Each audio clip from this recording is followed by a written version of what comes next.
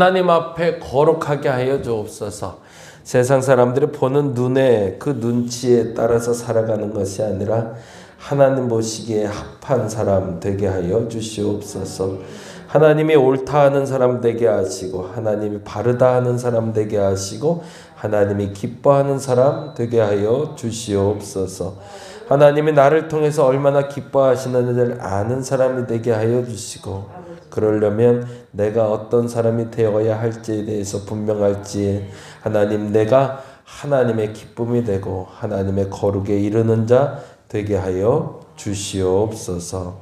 오늘도 감사합니다. 늘 동행해 주심에 감사하며 귀한 예물 드린 주의 손길 하나님 기뻐하여 주옵시고, 이 감사 예물을 통해서 하나님 기뻐하여 주시옵소서.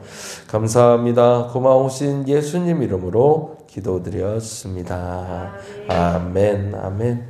오늘은 마태복음 11장, 12장 두 장을 보는 날이고요. 11장 1절에서 3절 말씀 같이 읽도록 합니다. 마태복음 11장 1절에서 3절 말씀,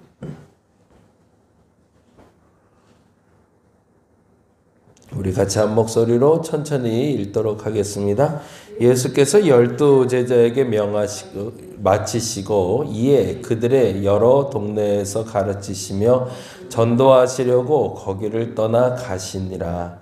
요한이 옥에서 그리스도께서 하신 일을 듣고 제자들을 보내어 예수께 여짜오되 오실 그이가 당신이오니이까 우리가 다른 일을 기다리오리이까. 아멘.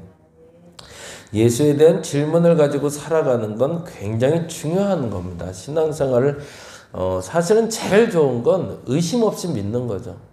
그냥 믿어지는 것처럼 세상 좋은 건 없고 그게 진짜죠, 원래는. 왜냐하면 거기에는 어떤 사심도 없고 그냥 삶의 패턴이 있는 것도 아니라 정말 순수하게 내 마음속에 계신 예수를 그냥 믿어지는 거니까. 만일에 여기 계신 분들 중에 진짜 그냥 믿어지는 분들이 있다면 정말 축복받으신 겁니다. 그래서 거기에 대한 믿음에 감사하시고 그 구원에 하나님께 영광 돌릴 수 있는 분들 되시기를 간절히 바랍니다. 근데 문제는 대다수의 사람들은 그냥 믿어진 사람은 별로 없다는 거예요. 자꾸 고민이 돼요. 걱정이 되는 게 아니라 자꾸 의구심이 생기는 거죠. 진짜 예수가 맞나? 진짜 이분이 나를 구원한 게 맞나? 하나님이 진짜 그 일을 행하셨을까? 그 질문을 가지고 예수를 믿게 되는데, 그래서 저는 그게 은혜의 통로라고 얘기를 해요.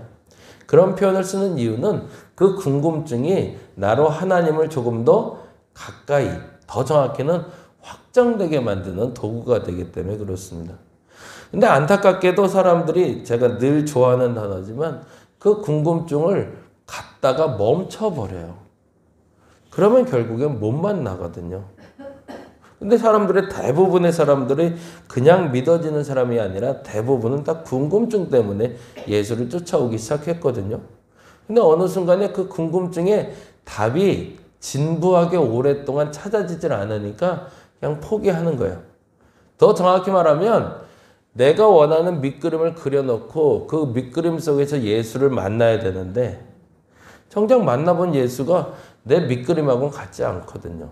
더 정확히 말하면 좀 뭔가를 좀 잘되게 해줘야 되는데 잘되게 하지도 않고, 예수 믿으면 뭔가 복 받는 데인데 눈에 띄게 턱턱 올라오는 복도 없고, 더 정확히 말하면 예수께서 내게 주신 그 구원의 감격이 넘친다는데 아무리 봐도 그런 건 없는 것 같고, 가장 큰 문제는 그렇게 예수 믿는다고 하는 사람들의 행태가 예수 믿는 사람 같지 않고, 이런 것들이 그들의 호기심을 멈추게 만들어버립니다.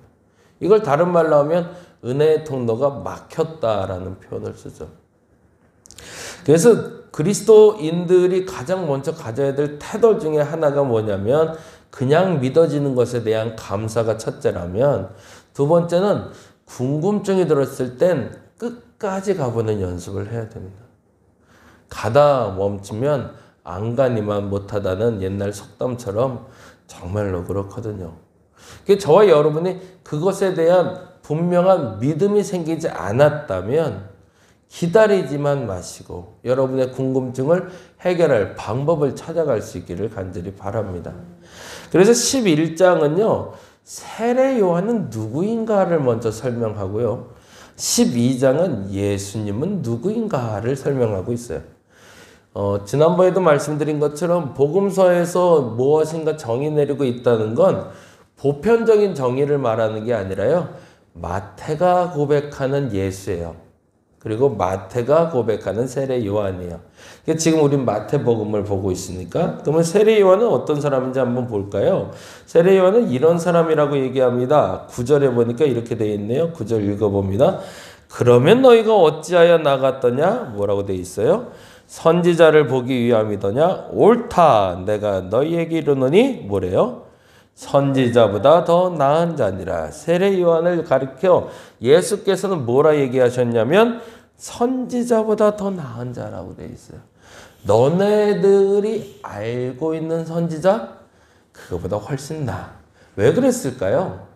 이거는 진짜 엘리야나 다니엘이나 이런 선지자들보다 뛰어나다라는 어떤 그런 표현이 아니라 유대인들이 생각하는 선지자보다 분명 낫다라는 표현을 쓰고 싶은 것이거든요. 이 부분에 오해가 없으셔야 돼요. 이게 과거에 있었던 스가랴, 스바냐, 에스겔, 다니엘 뭐 이런 사람들보다 뛰어난 세례 요한이다라고 말하는 게 아니라 그런 사람과 비교하는 게 아니고요. 지금 유대인들의 머릿속에 있는 선지자. 더 정확히 말하면 세례 요한이 그보다 낫다고 말하는 이유는 유대인들의 머릿속에 있는 선지자는 예수를 모르잖아요. 근데 세례 요한은 예수를 알잖아요. 그래서 그게 낫다라는 표현을 쓰는 겁니다. 그러니까 과거의 구약의 선지자들보다 뛰어난 사람이 세례 요한이 아니라 너희들이 생각하는 유대인들의 머릿속에 그려져 있는 선지자, 하나님의 뜻을 알려주는 그 선지자라고 얘기하는 너희들의 선지자들은 예수를 모르잖아. 근데 세례 요한은 나를 알아 라는 얘기를 하고 계신 거예요. 그리고 두 번째로 세례 요한에 대해서 이야기할 때 10절에 이렇게 얘기합니다. 그러니까 이 말이 되는 거죠. 10절 말씀 읽어볼까요? 기록된 바 보라 내가 내 사자를 내 앞에 보내노니 그가 내 길을 내 앞에 준비하려 하신 것이 누구에게요?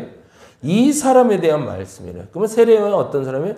예수를 알고 예수의 길을 그렇죠. 준비하고 예비하는 자라는 거죠. 그래서 저는 그리스도인이다라는 정의를 내릴 땐 이 두 가지가 있어야 된다고 좀 봐요. 내가 그리스도인이다라고 얘기하면 우리는 세례 요한처럼 살아가는 겁니다. 세례 요한처럼 살아간다는 건 다른 사람보다 나은 사람이라는 게 아니라 예수를 아는 사람이다라는 거죠. 그리고 예수를 알기 때문에 예수의 길을 예비하는 자가 되는 것이 그리스도인의 삶의 모습입니다. 내가 그리스도를 모른다면 그의 앞길을 어떻게 예비해요?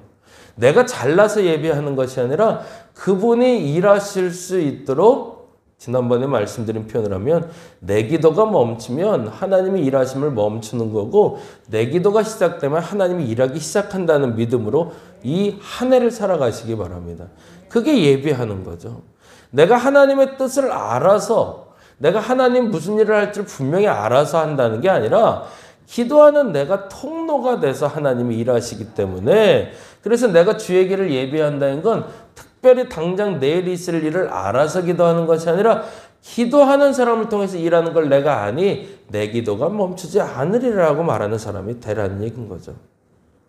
그리고 세 번째로 이렇게 얘기하고 있죠. 그런 사람을 어떤 사람이라고 표현하시냐면 11절에 이렇게 얘기합니다. 내가 진실로 너희에게 말하노니 여자가 낳은 자 중에 세례 요한보다 큰 이가 일어남이 없도다. 여자가 낳은 자 중에 제일 큰 자래요. 그러니까 또 사람들은 곡해하는 거죠. 왜?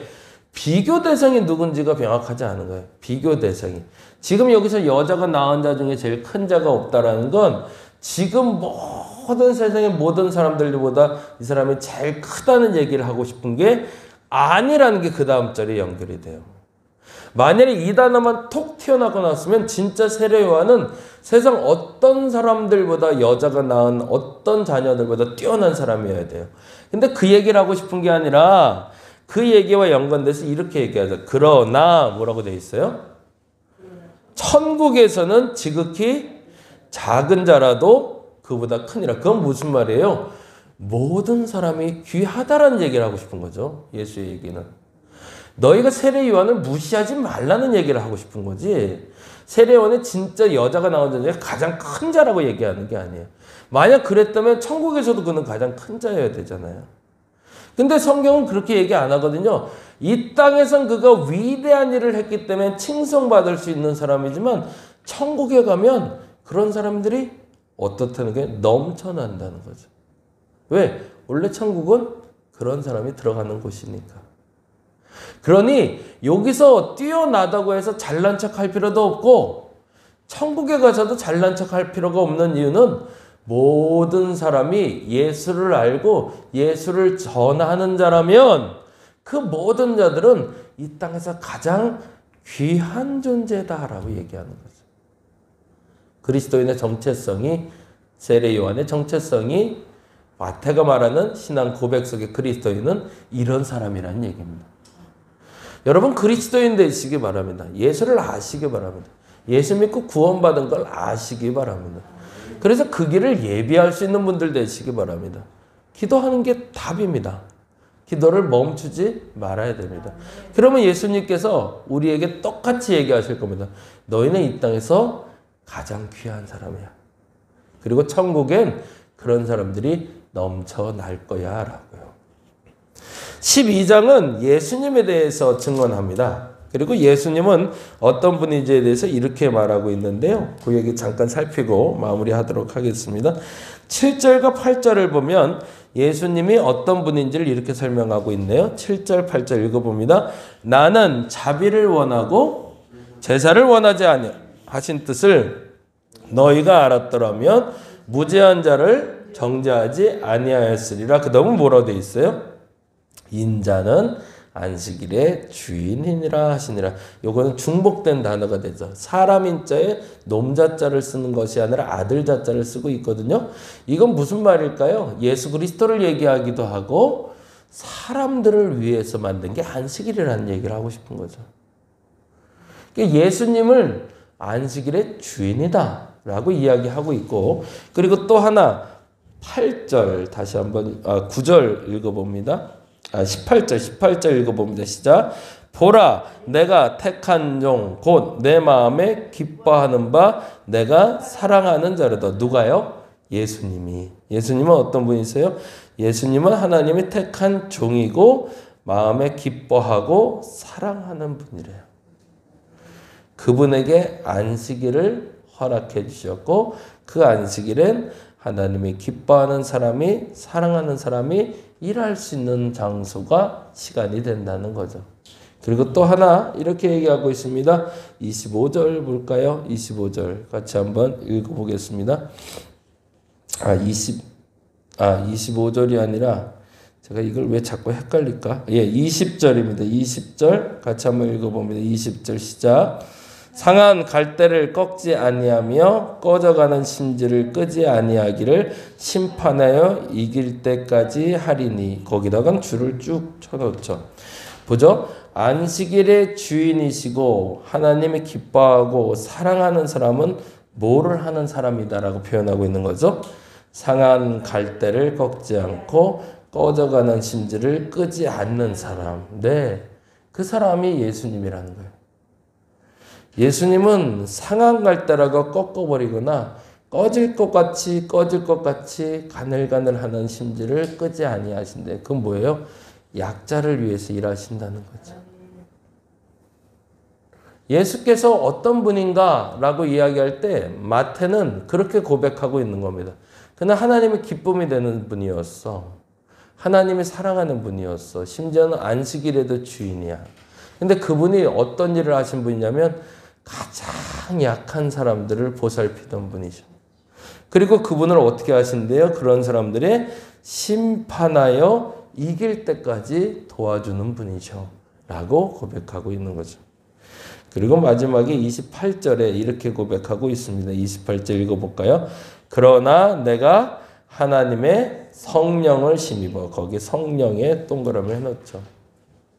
결국엔 그 모든 것이 무엇 때문에 가능했는가? 그분은 성령에 힘입어 살아가는 분이었기 때문이다 라고 얘기하죠. 여러분의 예수는 어떤 분으로 고백하시나요? 앞서 말한 대로 내가 예수를 안다. 그래서 내가 예수의 길을 예비한다. 그래서 이 땅에서 가장 귀하다. 그게 성도의 기본이고 성도의 정의라고 그랬어요. 그러면 예수를 안다라고 얘기할 때 마태는 내가 아는 예수는 이런 분이야 라고 얘기하면서 성령에 사로잡히신 약자를 돌보시는 분, 그분이 나의 예수야 라고 고백했단 말이죠. 저와 여러분의 예수님을 다시 한번 오늘 이 시간에 고백할 수 있기를 간절히 바랍니다. 그리고 그 고백을 여러분이 붙들고 나아갈 때 주께서는 여러분에게 이야기하실 겁니다. 이 땅에서 가장 존귀한 자라고. 그 고백을 들을 수 있는 저와 여러분 되시기를 간절히 바랍니다. 기도하겠습니다. 하나님 맞습니다. 내가 예수 그리스도를 어떻게 고백하는지에 따라서 그 고백으로 말미암아 주께서 나에게는 저는 존귀한 자다라고 얘기해 주실 겁니다. 그 믿음이 내게 있게 하여 주시고 예수에 대한 분명한 신앙 고백이 내게 있게 하여 주시옵소서. 예수님은 나를 구원하시는 분이시고 나를 구원하셨고 그리고 나로 가장 귀하게 사용되게 하신 분임을 믿습니다. 그 믿음 저들이 흔들리지 않게 하여 주시고 예수로 말미암아 이 땅에 가장 존귀한 일을 행할 수 있는 저들 되게 하여 주시옵소서.